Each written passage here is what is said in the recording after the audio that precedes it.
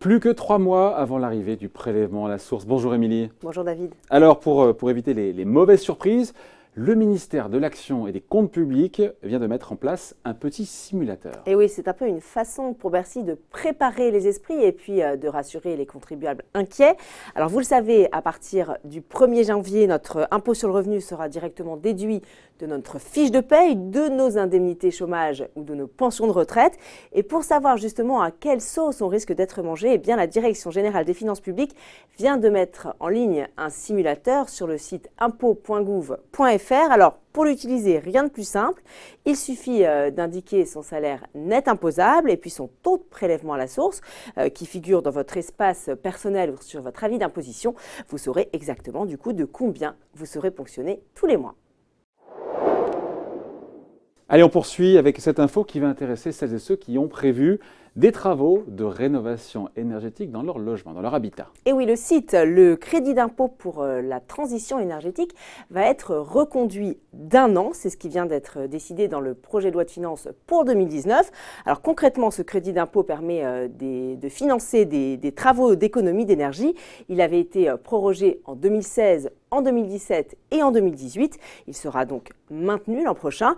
Et à partir de 2020, il faut noter qu'il devrait être remplacé par une prime qui sera directement versée aux ménages à la fin des travaux, ce qui sera sans doute bien pratique pour éviter les décalages de trésorerie.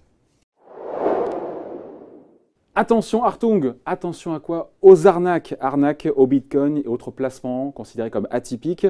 Et pour nous aider, l'AMF, l'autorité des marchés financiers, vient de publier une blacklist, une liste noire. Oui, alors l'autorité des marchés financiers vient de mettre à jour sa fameuse liste de sites frauduleux. Une dizaine de noms viennent d'être rajoutés sur non pas une, mais sur 2 listes noires.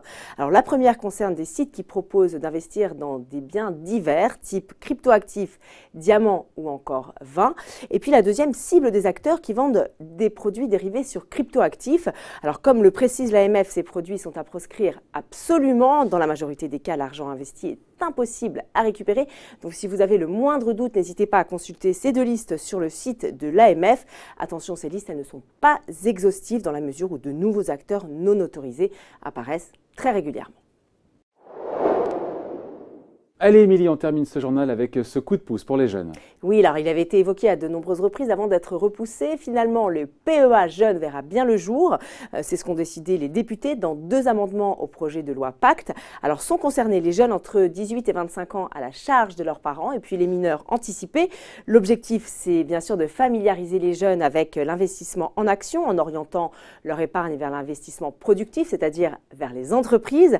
Alors comme dans un PEA classique, ce PEA jeune pourra recevoir des versements en numéraire, mais dans une limite de 25 000 €. Et puis, il se transformera en PEA ordinaire dès que le jeune sera sorti du foyer fiscal de ses parents, au plus tard à 25 ans. Merci Émilie pour ce journal. Merci David.